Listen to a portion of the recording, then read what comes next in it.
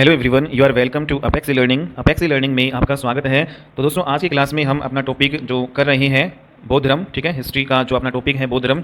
तो पिछले क्लास में हमने 31 क्वेश्चन कर लिए थे। आज की क्लास में 100 प्लस क्वेश्चन हम और करेंगे और इस प्रकार से इस अकेले जो है टॉपिक से 140 प्लस क्वेश्चन आपके हो जाएंगे, ठीक है, जिससे कि आपकी बौद्ध धर्म जो टॉपिक है उस पर बहुत ही अच्छे से प्रैक्टिस भी हो जाएगी, ठीक है। तो सारा जो प्रैक्टिस सेशन है हमारा, ठीक है, तो 140 जो है क्वेश्चन सफिशिएंट है किसी भी एग्जाम के लिए, ठीक है। तो दोस्तों, अब हमारा जो नेक्स्ट क्वेश्चन है हम स्टार्ट करते हैं 32, ठीक है।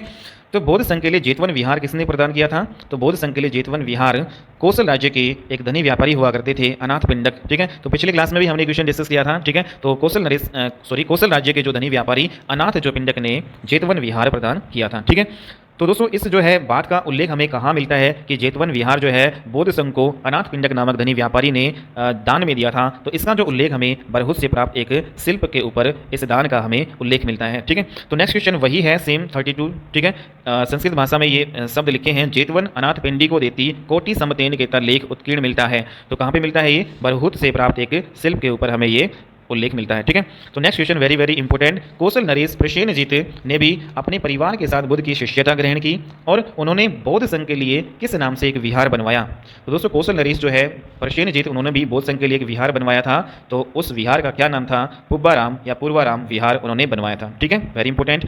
नेक्स्ट क्वेश्चन है, बुद्ध ने अपने जीवन की अंतिम वर्षा ऋतु कहाँ बिताई? तो कहाँ पे बिताई? वैशाली में, ठीक है। नेक्स्ट क्वेश्चन है दोस्तों 36, मलों की राजधानी पावा। तो क्वेश्चन ये पे बन जाता है कि मलों की राजधानी क्या है? पावा, ठीक है। तो मलों की राजधानी पावा पहुंचने के बाद बुद्ध किस लोहार की आम्र वाटिका में ठहरे? तो बुद्ध कहाँ पे ठहरे? चुंद नामक लोहार की वाटिका में ठहरे थे, ठीक है। और ये चुंद नामक जो है लोहार, ये महात्मा बुद्ध के ही शिष्य थे, ठीक है। तो नेक्स्ट जो है, चुंद नामक लोहार ने बुद्ध को सुकर मधव खाने को दिया, जिससे उन्हें कौन सी बीमारी हो गई थी? सुकर मधव का मतलब है कि सुअर का मांस, ठीक है। तो सुअर का मांस जो है महात्मा बुद्ध को खाने के लिए दिया था चुंद नामक लोहार ने। तो इससे उन्हें डिसेंट्री हो जाती है, ठीक है, रक्त अतिसार हो जाता है, डिसेंट्री नामक डिजीज हो जाती है, जिससे फिर बाद में जो महात्मा बुद्ध की मृत्यु भी हो जाती है, क्योंकि जो ये सुअर का जो मांस जो खाने के बाद में ये डाइजेस्ट नहीं हो पाता है और बाद में इनकी फिर मृत्यु भी हो जाती है, ठीक है। तो नेक्स्ट क्वेश्चन है 38, बुद्ध ने अपना अंतिम उपदेश कहाँ और किसको दिया था? ठीक है, वेरी वेरी इंपॉर्टेंट। तो दोस्तों, बुद्ध ने अपना अंतिम जो उपदेश सुभद्र को दिया था, या सुभद्र को दिया था, ठीक है। और कहाँ पे दिया था? कुशीनारा में दिया था, जो कि पावा में है, ठीक है। तो कुशीनारा में बुद्ध ने अपना अंतिम उपदेश दिया था सुभद्र को या सुबद्ध को, ठीक है।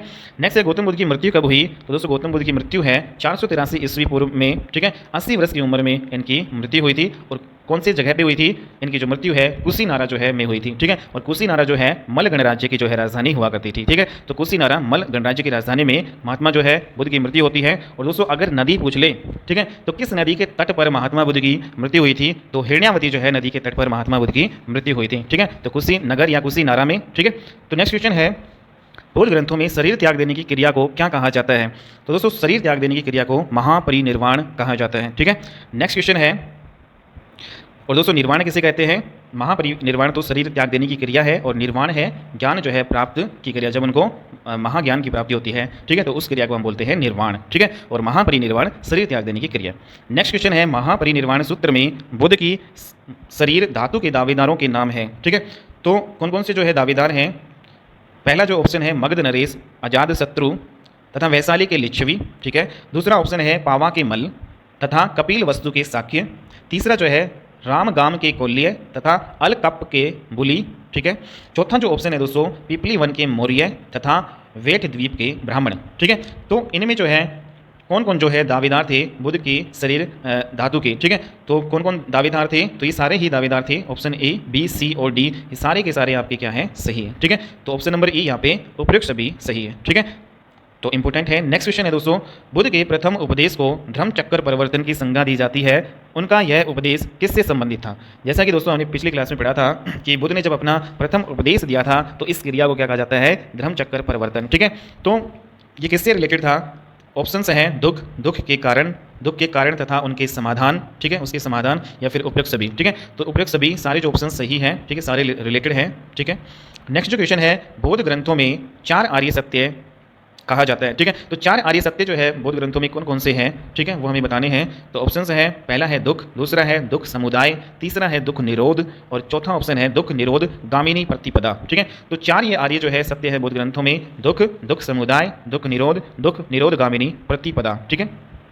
तो दोस्तों, नेक्स्ट जो क्वेश्चन हमारा, बुद्ध के अनुसार अष्टांगिक जो है मार्ग, ठीक है, अष्टांगिक जो मार्ग उन्होंने बताए थे, ठीक है, तो कौन कौन से अष्टांगिक मार्ग हैं वो यहाँ पे लिखे गए हैं। पहला है सम्यक दृष्टि, मतलब सही दृष्टि होनी चाहिए। सम्यक संकल्प, सही संकल्प होना चाहिए। ठीक है। सम्यक वाक मीन्स अच्छी या सही वाणी होनी चाहिए। ठीक है। सम्यक कर्मांत, अच्छे कर्म होने चाहिए। सम्यक आजीव, आजीविक जो है आजीविका, जीविका जो है हमारी वो क्या होनी चाहिए, सम्यक होनी चाहिए। सम्यक व्यायाम, सम्यक स्मृति होनी चाहिए। और नंबर 8 जो है आपका सम्यक समाधि। ठीक है। तो ये अष्टांगिक जो है मार्ग जो है महात्मा बुद्ध ने दिए थे। ठीक है। तो वेरी इंपॉर्टेंट। ठीक है। तो नेक्स्ट जो है दोस्तों, बुद्ध ने अपने मत को मध्यमा प्रतिपदा या मध्यम मार्ग जो है कहा है। ठीक है।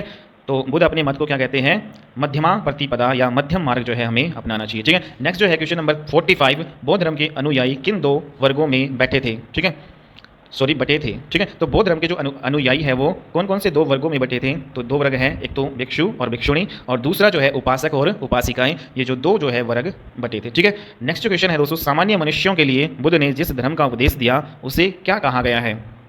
तो सामान्य मनुष्य के लिए बुद्ध ने जिस धर्म का उपदेश दिया, ठीक है, उसे महात्मा बुद्ध ने उपासक धर्म कहा है। ठीक है। तो नेक्स्ट क्वेश्चन है हमारा 47, बौद्ध धर्म के त्रिरत्न है।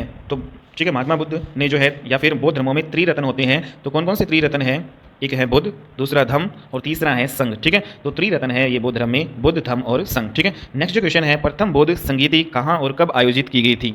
ठीक है, बहुत ही ज़्यादा इंपॉर्टेंट क्वेश्चन है। पहली जो बौद्ध संगीति कब और कहाँ आयोजित की गई थी। ठीक है। तो दोस्तों पहली जो बौद्ध संगीति है राजगृह में हुई थी। ठीक है। राजगृह में ही महाज्ञान की प्राप्ति के लिए महात्मा बुद्ध जो है अलार कालाम से सबसे पहले जो है मिले थे। ठीक है। तो राजगृह में जो है पहली जो है बौद्ध संगीति हुई थी और कब हुई थी, 483 ईस्वी पूर्व में। ठीक है। जिस वर्ष जो है महात्मा जो बुद्ध को महापरिनिर्वाण की प्राप्ति हुई थी, मतलब जिस वर्ष इनकी मृत्यु हुई थी, ठीक है, उसी वर्ष जो है पहली जो है बौद्ध संगीति का आयोजन हुआ था। ठीक है, 483 ईस्वी पूर्व में। ठीक है, राजगृह में। तो दोस्तों प्रथम जो बौद्ध संगीति है इसके अध्यक्ष कौन थे। ठीक है, वेरी इंपॉर्टेंट। तो इसके जो अध्यक्ष है महाकश्यप थे। ठीक है। और ये महाकश्यप थे तो किसके जो है शासनकाल में पहली बौद्ध संगीति आयोजित हुई थी। तो उस टाइम जो है दोस्तों शासक था, ठीक है, वहाँ पे अजातशत्रु। ठीक है। तो अजातशत्रु जो है कि शासनकाल में पहली बौद्ध संगीति हुई थी जिसके अध्यक्ष महाकश्यप थे। ठीक है। तो नेक्स्ट क्वेश्चन है दोस्तों, दूसरी बौद्ध संगीति कहाँ और कब आयोजित हुई थी। ठीक है। तो दूसरी जो बौद्ध संगीति है 100 ईयर के बाद में हुई थी। ठीक है। पहली जो बौद्ध संगीति 483 ईस्वी पूर्व में हुई थी और इसके 100 साल बाद है दूसरी बौद्ध संगीति का आयोजन किया जाता है वैशाली में। ठीक है। तो 383 ईस्वी पूर्व में वैशाली में दूसरी बौद्ध संगीति का आयोजन होता है और इसके जो अध्यक्ष हैं सुबुकामी। ठीक है, सुबुकामी इसके अध्यक्ष थे। और ये ठीक है 383 ईस्वी पूर्व में जब उस टाइम यहाँ के जो शासक है कौन हुआ करता था, कालाशोक। ठीक है। तो कालाशोक जो है कि शासनकाल में दूसरी जो है बौद्ध संगीति का आयोजन हुआ था और इसके अध्यक्ष बने थे सुबुकामी। ठीक है। नेक्स्ट जो इंपॉर्टेंट क्वेश्चन है, तृतीय बौद्ध संगीति कब और कहाँ आयोजित की गई थी। तो तीसरी जो बौद्ध संगीति दोस्तों 247 ईस्वी पूर्व में हुई थी। ठीक है, 247 ईस्वी पूर्व में हुई थी और कहाँ पे हुई थी, ये पाटलिपुत्र में हुई थी। ठीक है। और जब भी पाटलिपुत्र से जो है रिलेटेड जो है आए नाम तो मतलब शासक जो जाएगा अशोक। ठीक है। तो अशोक के शासनकाल में तीसरी बौद्ध संगीति हुई थी पाटलिपुत्र में 247 ईस्वी में और उस टाइम इसके जो अध्यक्ष जो बनाए गए थे मोगलीपुत्र तिस को बनाया गया था। ठीक है। तो वेरी इंपॉर्टेंट। नेक्स्ट जो है चतुर्थ बौद्ध संगीति कब और कहाँ पे आयोजित हुई थी। तो चौथी जो है बौद्ध संगीति वेरी इंपॉर्टेंट है ये भी क्वेश्चन।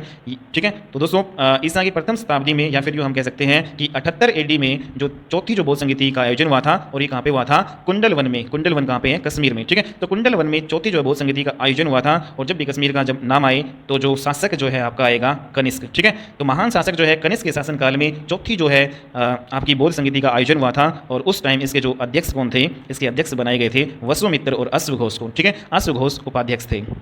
ठीक है। तो इंपॉर्टेंट क्वेश्चन है। ठीक है दोस्तों, अब हम अपना जो है क्वेश्चन स्टार्ट करते हैं 52। तो अब हम स्टार्ट करते हैं अपना क्वेश्चन नंबर 52। तो 52 क्वेश्चन क्या कह रहा है दोस्तों, बौद्ध धर्म में परंपरागत नियम में आस्था रखने वालों का संप्रदाय सथावीर कहलाया, इनका नेतृत्व किसने किया था। ठीक है। जो सथावीर जो संप्रदाय है या ठीक है इसका नेतृत्व किसने किया था। और दोस्तों ये सथावीर जो संप्रदाय है ये हीनयान जो है संप्रदाय से आपका रिलेटेड है। ठीक है। तो हीनयान संप्रदाय से आपका ये रिलेटेड है सथावीर संप्रदाय। ठीक है। तो ये जो है परंपरागत जो है नियमों में आस्था रखने वाले होते थे। ठीक है। और इसका जो नेतृत्व किसने किया था, महाकच्चायन ने किया था। ठीक है। तो इंपॉर्टेंट है। नेक्स्ट क्वेश्चन है दोस्तों, बौद्ध धर्म में परिवर्तन के साथ नियमों को स्वीकार करने वालों का संप्रदाय क्या कहलाया। ठीक है। मतलब जो परिवर्तन के साथ नियमों को स्वीकार करने वाले होते थे, ठीक है, तो उस संप्रदाय को क्या कहा जाता था, महासांगिक या सर्वासत्तिवादी। ठीक है। तो महासांगिक या सर्वासत्तिवादी कहा जाता था और इनका जो नेतृत्व किसने किया था, महाकश्यप ने किया था। ठीक है। इंपॉर्टेंट क्वेश्चन है। नेक्स्ट क्वेश्चन है, चतुर्थ बौद्ध संगीति में किसका अधिकतर बोलबाला था। तो जो चौथी बौद्ध संगीति थी उसमें अधिकतर जो बोलबाला महासंगिकों का था। और महासंगिक कौन होते थे, ये महासंगिक संप्रदाय वाले जो बौद्ध धर्म में परिवर्तन के साथ नियमों को स्वीकार करने वाले होते थे। ठीक है। तो नेक्स्ट क्वेश्चन है हमारा, चतुर्थ बौद्ध संगति के समय में बौद्धों ने किस भाषा को अपनाया।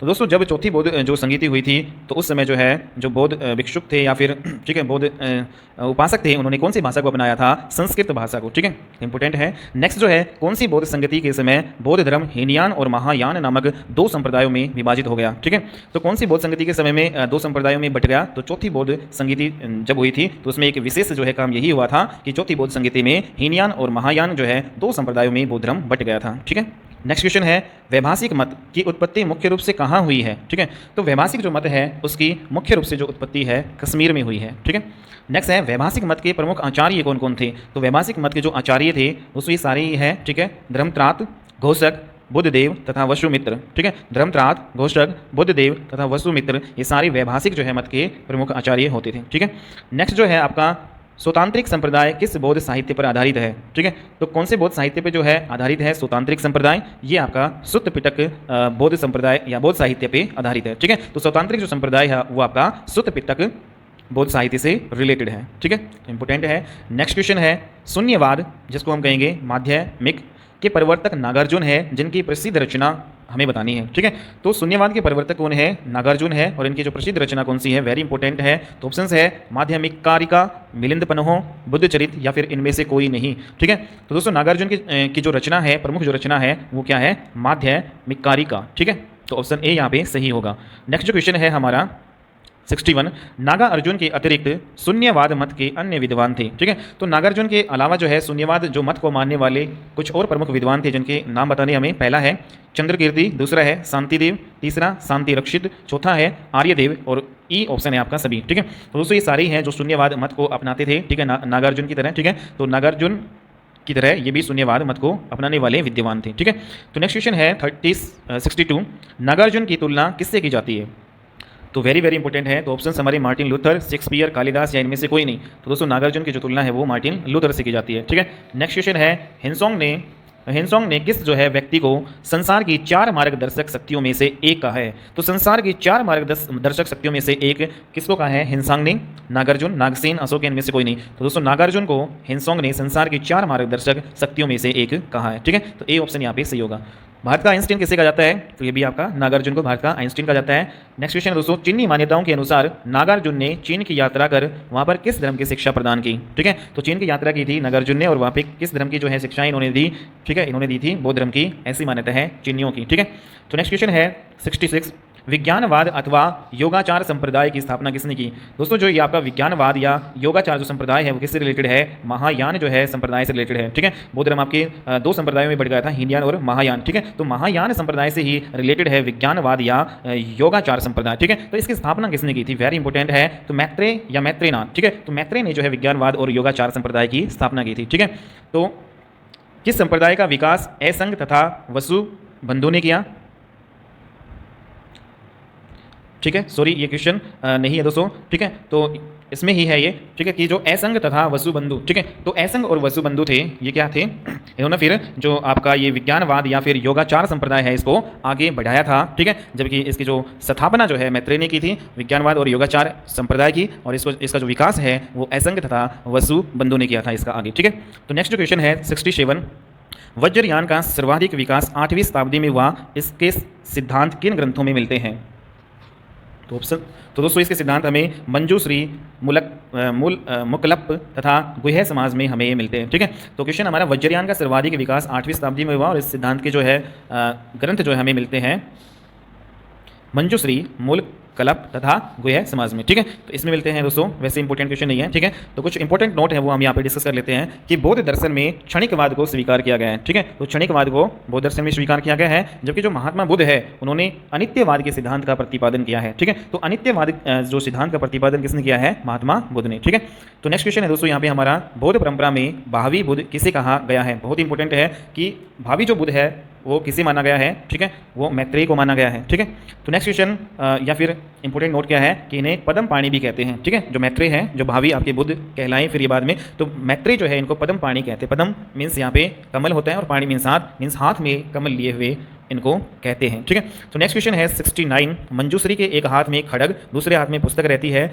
इनका मुख्य कार्य क्या है। तो बहुत ही इंपॉर्टेंट है। मंजूश्री, इनके एक हाथ में खड़ग मीन्स तलवार, दूसरे हाथ में पुस्तक रहती है और इनका जो मुख्य जो है कार्य है बुद्धि को तेज करना या प्रखर करना। ठीक है, नेक्स्ट क्वेश्चन नंबर जो 70 है, बौद्ध साहित्य को क्या कहा जाता है? तो दोस्तों बौद्ध साहित्य को क्या कहा जाता है? त्रिपिटक कहा जाता है। ठीक है, तो त्रिपिटक जो है बौद्ध साहित्यों को कहा जाता है। ठीक है, वेरी इंपॉर्टेंट। ठीक है, नेक्स्ट है बौद्ध साहित्य त्रिपिटक किस भाषा में लिखे गए हैं? तो जो बौद्ध साहित्य जो है त्रिपिटक वो पाली भाषा में लिखे गए हैं। इंपॉर्टेंट है ये भी। त्रिपिटक किसे कहते हैं? तो दोस्तों बुद्ध के महानिर्वाण के पश्चात उनकी शिक्षाओं को संकलित कर 3 भागों में बांटा गया और इन्हीं को ही त्रिपिटक कहते हैं। ठीक है, तो उनकी शिक्षाओं को 3 जो है भागों में बांट दिया गया इनके महापरिनिर्वाण के बाद, जिसको त्रिपिटक कहा जाता है। ठीक है, तो कौन कौन से त्रिपिटक थे? तो त्रिपिटक जो है हमारे विनय पिटक, सुत्त पिटक और अभिधम्म पिटक, ये जो है 3 जो है त्रिपिटक होते थे जिनसे हमें बौद्ध धर्म की शिक्षाएं मिलती है। ठीक है, तो नेक्स्ट क्वेश्चन हमारा है 73, बौद्ध ग्रंथों में त्रिपिटक हैं। तो कौन कौन से त्रिपिटक हैं? विनय पिटक, सुत्त पिटक, अभिधम्म पिटक, ऑप्शन डी है सभी। तो ये सारे के सारे त्रिपिटक हैं। ठीक है, सुत्त पिटक, विनय पिटक और अभिधम्म पिटक। ठीक है, तो दोस्तों जो आपका सुत्त पिटक और विनय पिटक है, ये पहली जो बौद्ध संगीति हुई थी उस दौरान जो है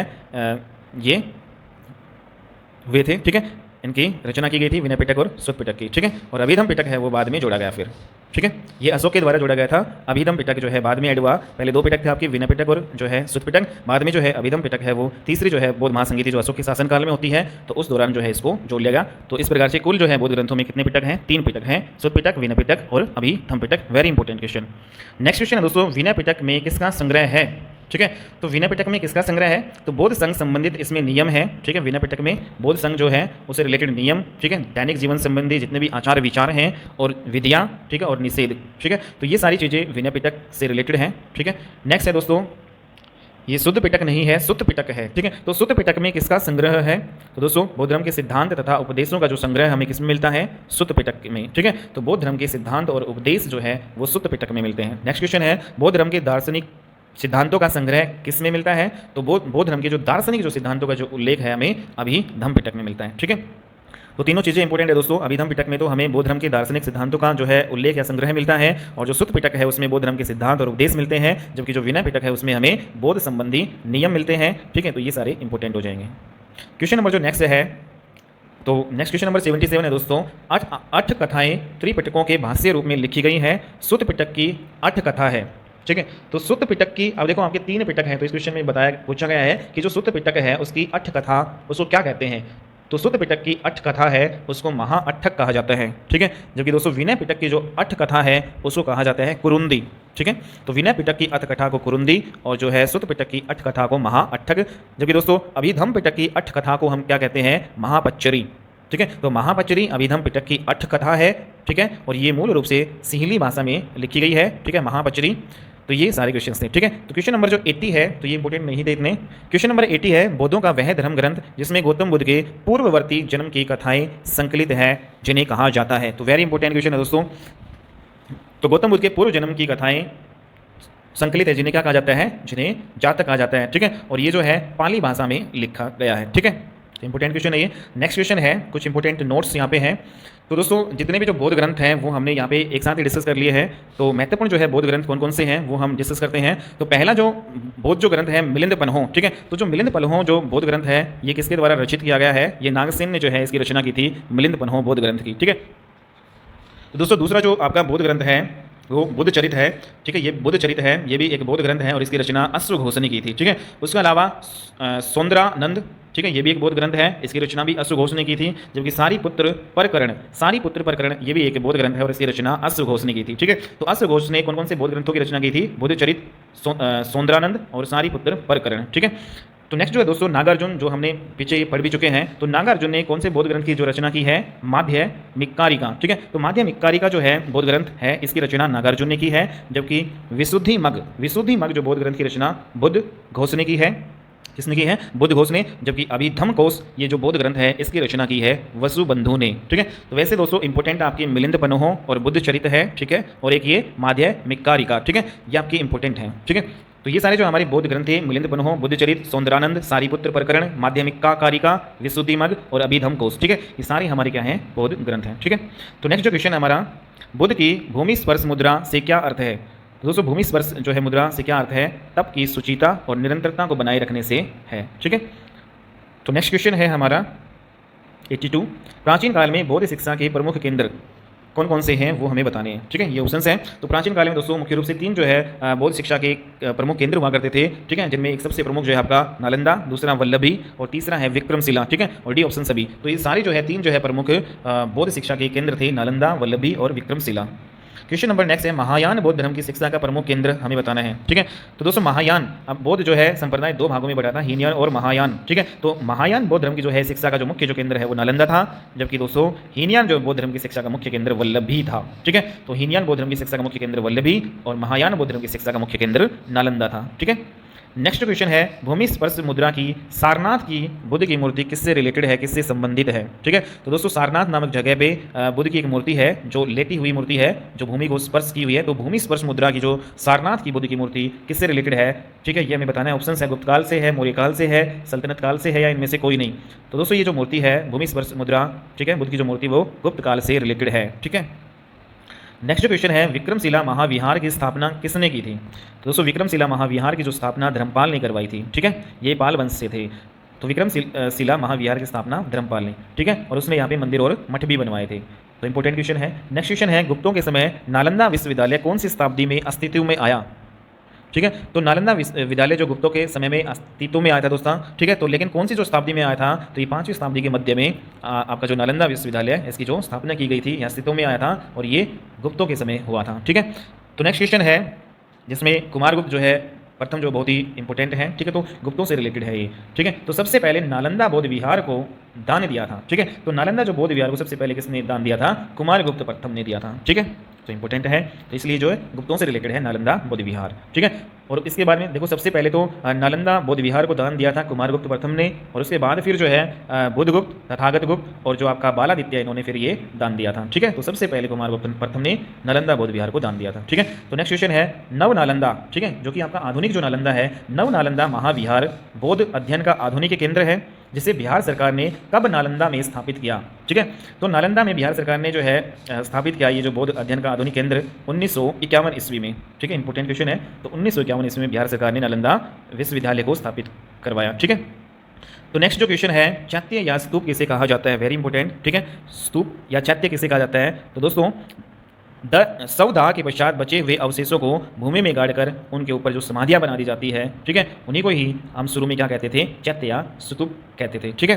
तो जो समाधियां, ठीक है, होती थी उन्हीं को क्या कहा जाता था, चैत्य या स्तूप, ठीक है।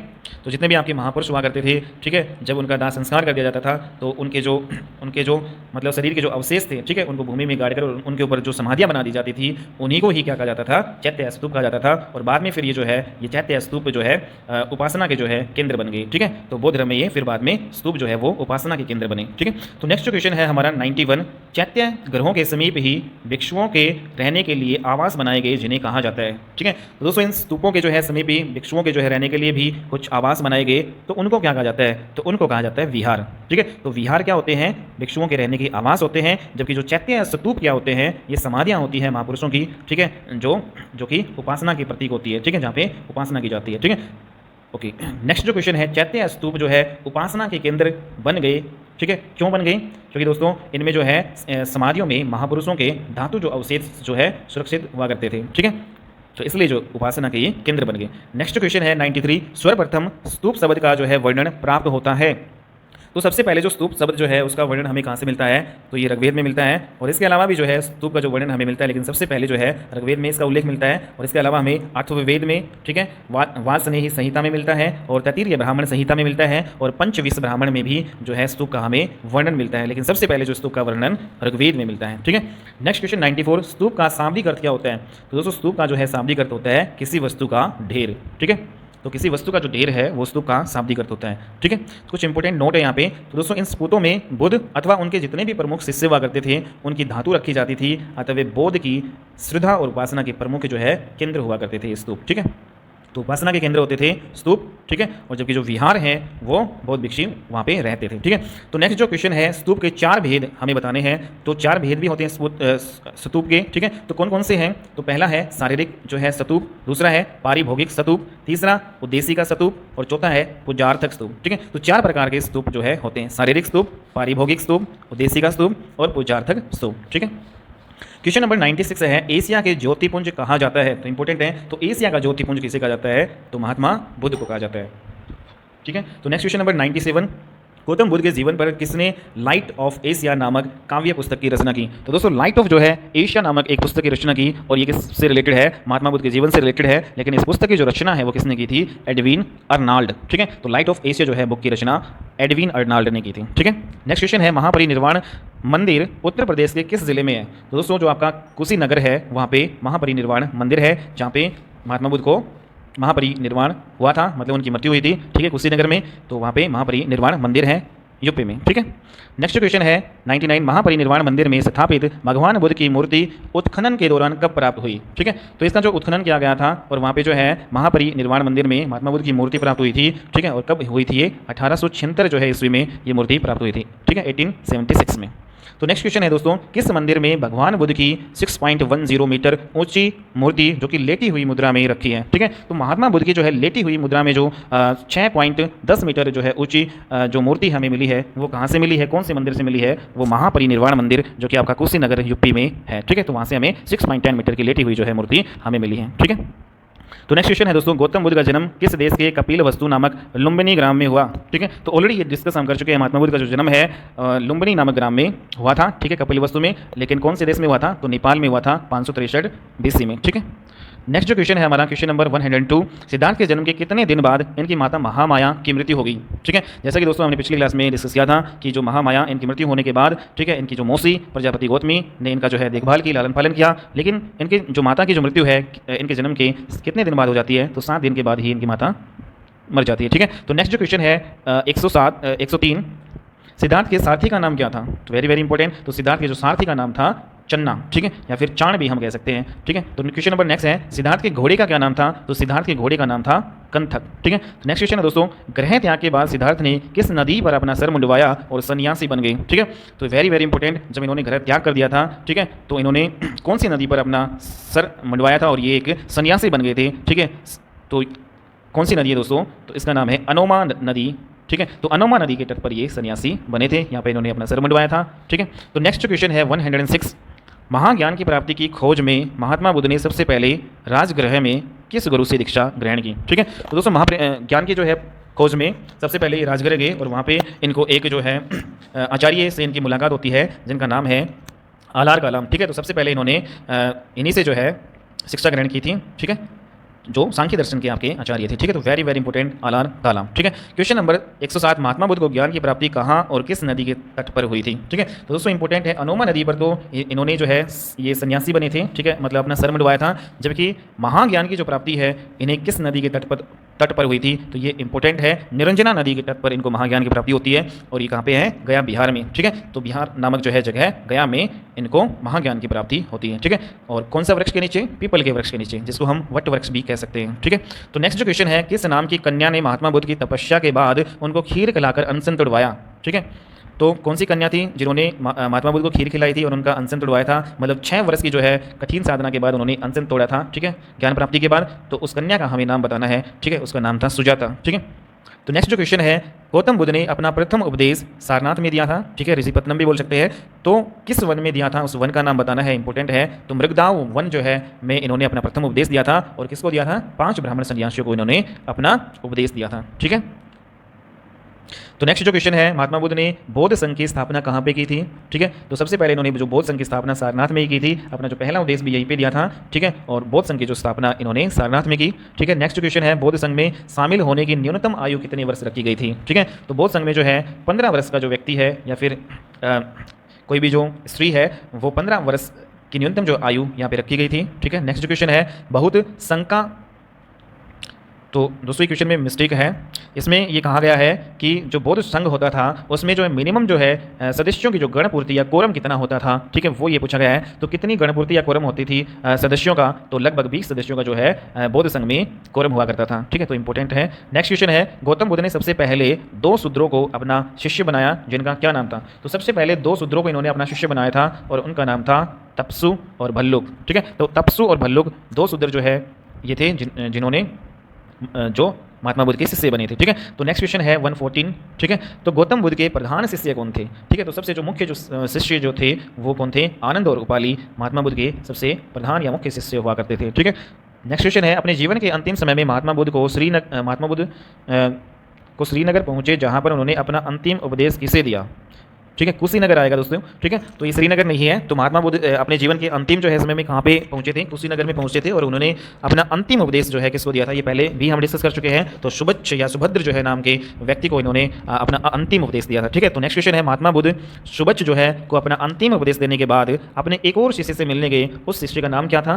तो ये अंतिम उपदेश देने के बाद जाते हैं चुंद लोहार के पास, जहाँ पे चुंद लोहार ये इनको महात्मा बुद्ध को सुअर का मांस परोसता है और फिर इनको डिसेंट्री डिजीज हो जाती है, अतिसार रक्त अतिसार बीमारी हो जाती है। ठीक है, तो नेक्स्ट क्वेश्चन है हमारा 117। 483 BC में कुशीनगर में किस नदी के तट पर महात्मा बुद्ध की मृत्यु हुई? ठीक है, तो वेरी इंपॉर्टेंट उस नदी का नाम बताना है जहाँ जिसके पास जो है महात्मा बुद्ध की मृत्यु हुई थी कुशीनगर में 483 BC में। तो उस नदी का नाम है दोस्तों हिरण्यावती। ठीक है, तो अनोमा नदी है, वहाँ से तो इन्होंने सन्यासी जो है वहाँ से बने थे। ठीक है, अनोमा रिवर से, जबकि ये निरंजना नदी से इनको क्या हुआ था? महाज्ञान की प्राप्ति हुई थी। और एक और जो इंपॉर्टेंट जो नदी है हिरण्यावती नदी। ठीक है, तो हिरण्यावती जो नदी है वहाँ पे महात्मा बुद्ध की मृत्यु होती है उसके तट के पास। ठीक है, तो इंपॉर्टेंट क्वेश्चन है हिरण्यावती नदी। नेक्स्ट क्वेश्चन है, जिस समय महात्मा बुद्ध की मृत्यु हुई थी उस समय मगध में हर्यक वंश चल रहा था और जिसके शासक कौन थे? ठीक है, तो वेरी इंपॉर्टेंट। ठीक है, तो हर्यक वंश के जो है शासक का नाम बताना है। ठीक है, जिस समय महात्मा बुद्ध की मृत्यु हुई थी, हम जानते हैं कि 483 जो है BC में महात्मा बुद्ध की मृत्यु हुई थी। ठीक है, और 483 जो है ईस्वी में ही उनकी मृत्यु हुई थी। उसी जो है वर्ष पहली जो है बौद्ध संगीति का आयोजन करवाया गया था। ठीक है, तो हर्यक वंश के ही जो शासक हुआ करते थे अजातशत्रु। ठीक है, तो इंपॉर्टेंट है, तो मगध में जो है हर्यक वंश जो चल रहा था जिसके शासक हुआ करते थे अजातशत्रु, इन्होंने पहली बौद्ध संगीति का आयोजन भी करवाया था। ठीक है, तो नेक्स्ट जो क्वेश्चन है, किस शासक के द्वारा बुद्ध के शरीर के अवशेषों पर 8 स्तूपों का निर्माण मगध में करवाया गया? ठीक है, तो बुद्ध के जो शरीर के अवशेष हैं उनसे 8 स्तूपों का निर्माण करवाया गया। ठीक है, मगध में। ठीक है, तो किसने करवाया? ठीक है, तो अब देखो दोस्तों, इनकी जब मृत्यु हुई थी तो उस समय जो है अजातशत्रु जो शासक हुआ करते थे, तो अजातशत्रु ने ही 8 स्तूपों का जो निर्माण करवाया था। ठीक है, तो अजातशत्रु इसका आंसर आएगा। ठीक है, तो नेक्स्ट क्वेश्चन है, भारत का सबसे बड़ा स्तूप कौन सा है? तो भारत का सबसे बड़ा स्तूप है सांची का स्तूप। ठीक है, जो कि मध्य प्रदेश में है। ठीक है, नेक्स्ट क्वेश्चन है, बौद्ध धर्म के 4 तीर्थ हमें बताने हैं। तो दोस्तों ये 4 तीर्थ हमने डिस्कस कर लिए हैं। ठीक है, सबसे जो पहला तीर्थ जो है मानते हैं, ठीक है, महाभिनिष्क्रमण। ठीक है, महाभिनिष्क्रमण ये कौन सी क्रिया है? जब बुद्ध का जो है जन्म होता है, लुम्बिनी नामक ग्राम में हुआ था। ठीक है, तो इनके जन्म की जो क्रिया को ही महाभिनिष्क्रमण कहा गया, जब इन्होंने गृह त्याग दिया था। ठीक है, और निर्वाण का मतलब क्या है? जब इन्होंने महाज्ञान की प्राप्ति की थी। और महाज्ञान की प्राप्ति कहाँ पे की थी? गया, बिहार में। ठीक है, और धर्म चक्कर जो परिवर्तन जो तीर्थ जो मानते हैं। ठीक है, तो धर्म चक्कर परिवर्तन का मतलब महात्मा बुद्ध ने जो अपना पहला उपदेश दिया था, ठीक है, सारनाथ नामक जगह पर। और जो चौथा जो तीर्थ है, यहाँ पे 4 तीर्थ बताए गए हैं। ठीक है, महापरिनिर्वाण। ठीक है, जो कि बुद्ध की मृत्यु है उसको कहा जाता है महापरिनिर्वाण बौद्ध ग्रंथों में। ठीक है, इनकी मृत्यु कहाँ पे होती है दोस्तों? कुशीनगर में। ठीक है, तो अगर नदी का नाम पूछे, इनका जो महाभिनिष्क्रमण जब इन्होंने गृह त्याग दिया था, ठीक है, अनोमा रिवर पे, ठीक है, अनोमा नदी पे गृह त्याग दिया था और ठीक है ये सन्यासी बन गए थे। जबकि दोस्तों यहाँ पे इनको जो निर्वाण की प्राप्ति हुई थी, ठीक है, महाज्ञान की जो प्राप्ति हुई थी कौन सी नदी पे? निरंजना नदी पे। और जबकि इनकी जो मृत्यु हुई थी, ठीक है, वो कौन सी नदी पे हुई थी? हिरण्यावती नदी पे। ठीक है, important, very very important. Next question है, किस बौद्ध संगति में बौद्ध धर्म में 2 पिटक जोड़े गए? ठीक है, तो कौन सी जो बौद्ध संगति है उसमें 2 पिटक जोड़े गए? पहले डिस्कस हो चुका है। तो पहली बौद्ध संगति में 2 पिटक जो है जोड़े गए थे, सुत्त पिटक और विनय पिटक। तो प्रथम बौद्ध संगति इसका आंसर होगा। नेक्स्ट क्वेश्चन है दोस्तों, सुत्त पिटक की रचना किसने की थी? अब देखो, सुत्त पिटक जो है जो महात्मा बुद्ध के जो 2 प्रमुख जो शिष्य हुआ करते थे, आनंद और उपाली। आनंद ने तो सुत्त पिटक की रचना की थी, जबकि विनय पिटक की जो रचना किसने की? तो उपाली ने विनय पिटक की रचना की थी। ठीक है, नेक्स्ट क्वेश्चन है, बुद्ध की शिक्षाएं हैं। ठीक है, तो बुद्ध की शिक्षाएं किसमें हैं? सुत्त पिटक में। ठीक है, और सुत्त पिटक की जो रचना किसने की है? आनंद ने। ठीक है, जिसमें बुद्ध की शिक्षाएं दी गई है। तो बौद्ध संघ के जो नियम है वो किसमें लिखे गए हैं? तो दोस्तों विनय पिटक है। ठीक है, जो उपाली जो है उसने इसकी रचना की थी, जिसमें क्या लिखे गए हैं? बौद्ध संघ के नियम लिखे गए हैं। नेक्स्ट क्वेश्चन नंबर जो है 127, किस बौद्ध संगति में बौद्ध धर्म के अनुयायी सथावीर और महासंघिक 2 भागों में बटे? ठीक है, तो कौन सी बौद्ध संगति है जिसमें बौद्ध धर्म के जो अनुयायी हैं वो सथावीर और महासांगिक 2 भागों में बट गए थे? ठीक है, तो तीसरी जो बौद्ध संगति है उसमें ये 2 भागों में बट गए थे, बौद्ध जो है धर्म के अनुयायी सथावीर और Mahasanghika. Very very important question. ठीक है, तो नेक्स्ट जो क्वेश्चन है दोस्तों, गृहस्थ जीवन में रहकर बौद्ध धर्म को अपनाने वाले लोगों को क्या कहा जाता था? ठीक है, जो गृहस्थ जीवन में रहकर बौद्ध धर्म को अपनाने वाले लोग थे उनको सथावीर कहा जाता था। जबकि दोस्तों जो घर को त्याग देते थे, ठीक है, और फिर जो बौद्ध धर्म को अपनाते थे तो उन लोगों को कहा जाता है महासांगिक। ठीक है, तो गृह त्याग कर बौद्ध संघ में सम्मिलित होकर बौद्ध धर्म को अपनाने वाले जो लोग हुआ करते थे महासांगिक, और जो गृहस्थ जीवन में मतलब घर में जो है रहकर ही बौद्ध धर्म को मानने वाले जो लोग सथावीर कहलाते थे। ठीक है, तो नेक्स्ट क्वेश्चन नंबर 30 है 130। किस बौद्ध संगति में अशोक ने तीसरा पिटक जो है अभिधम पिटक जोड़ा? ठीक है, तो हमने डिस्कस कर लिया है ऑलरेडी। तो अभिधम पिटक जो है तीसरी बौद्ध संगति में जोड़ा गया। ठीक है, अशोक ने ये जुड़वाया था। ठीक है, तीसरी बौद्ध संगति में। ठीक है, तो अभिधम पिटक की रचना किसने की थी? तो दोस्तों मोगलीपुत्तिस ने अभिधम पिटक की रचना की थी, जो कि ठीक है इसके अध्यक्ष भी थे। ठीक है, नेक्स्ट जो है इंपॉर्टेंट नोट, इसमें अशोक के समकालीन बौद्ध भिक्षुओं की जीवनियाँ लिखी है। तो दोस्तों जो मोगलीपुत्र जो आपकी अभिधम जो पिटक है, ठीक है, इसकी रचना मोगलीपुत्तिस ने की थी। तो इस अभिधम पिटक में है, इसमें क्या लिखा गया है, इंपॉर्टेंट क्या है, तो इसमें अशोक के समकालीन जो बौद्ध भिक्षु हुआ करते थे उनकी जीवनियाँ इसमें लिखी गई है। ठीक है, तो नेक्स्ट क्वेश्चन है, किस बौद्ध संगति में बौद्ध धर्म दो भागों में बट गया या दो संप्रदायों में बट गया, हीनयान और महायान? ठीक है, तो कौन सी बौद्ध संगति में हुआ था ऐसा? ये घटना हुई थी चौथी बौद्ध संगति में। ठीक है, तो नेक्स्ट क्वेश्चन है, चतुर्थ बौद्ध संगति कब हुई थी? तो इंपॉर्टेंट है, तो दोस्तों हमने पढ़ चुके हैं। तो 78 जो है एडी में आपकी ये हुई थी। ठीक है, तो नेक्स्ट क्वेश्चन है 134। ठीक है, अब देखो बौद्ध जो धर्म है को मानने वाले जो लोग हैं वो दो भागों में बट गए थे। एक तो हीनयान संप्रदाय था और एक महायान संप्रदाय के लोग। तो हीनयान जो है उसके बारे में हम डिस्कस कर लेते हैं कि हीनयान क्या है। ठीक है, तो हीनयान जो है इसका शाब्दिक अर्थ क्या है? सबसे पहले इसका हीनयान का जो शाब्दिक अर्थ है वो निम्न मार्ग है। ठीक है, जो ये हीनयान होते थे ये व्यक्तिवादी धर्म है। ठीक है, और इनके अनुसार प्रत्येक व्यक्ति को अपने प्रयत्नों से जो है मोक्ष प्राप्त करना चाहिए। ठीक है, तो हीनयान इनका जो है मानना था कि जो व्यक्ति है वो व्यक्तिवादी है, धर्म है, और ये जो है मतलब जो मोक्ष जो है वो व्यक्ति को खुद ही अपने प्रयत्नों के द्वारा प्राप्त करना चाहिए। ठीक है, जबकि इनकी साधना पद्धति जो है हीनयान की अत्यंत कठोर होती थी। ठीक है, यह भिक्षु जीवन का समर्थन करते थे। ठीक है, तो यह व्यतीत करते थे। नेक्स्ट जो है इसका जो आदर्श है अरहत पद को प्राप्त करना था। ठीक है, तो अरहत जो पद को प्राप्त करना इनका आदर्श हुआ करता था। ठीक है, इसके अलावा दोस्तों इसके जो प्रमुख जो संप्रदाय है हीनयान के वो वैभाषिक और सौत्रांत्रिक थे। ठीक है, ये ऑलरेडी हम डिस्कस कर चुके हैं वैभाषिक और सौतांत्रिक संप्रदाय के बारे में। ठीक है, तो वैभाषिक और सौतांत्रिक जो संप्रदाय है वो हीनयान संप्रदाय से रिलेटेड है। जो हीनयान जो थे ये मूर्ति पूजा में विश्वास नहीं करते थे। ठीक है, ये भक्ति में विश्वास नहीं करते थे, मूर्ति पूजा में विश्वास नहीं करते थे। ठीक है, और ये बुद्ध की शिक्षाओं को जो है उनका कट्टरता से पालन करते थे बिना कोई परिवर्तन किए। ठीक है, मतलब जो चल रहा था वैसा ही मानते थे, उनकी शिक्षाओं में कोई परिवर्तन नहीं किया। ठीक है, तो ये हीनयान। ठीक है, उसके अलावा जो है ये गौतम बुद्ध है उसको सिर्फ एक महापुरुष मानते थे। ठीक है, हीनयान गौतम बुद्ध को सिर्फ एक महापुरुष मानते थे। और जो हीनयान है ये मेनली जो है हीनयान संप्रदाय के जो लोग हैं, ठीक है, ये म्यांमार और श्रीलंका में मुख्य रूप से जो है ये पाए जाते हैं। ठीक है, तो ये हीनयान संप्रदाय को मानने वाले लोग थे। ठीक है, जो बौद्ध धर्म आपका जो महायान संप्रदाय में भी विभाजित था, तो महायान कौन थे दोस्तों?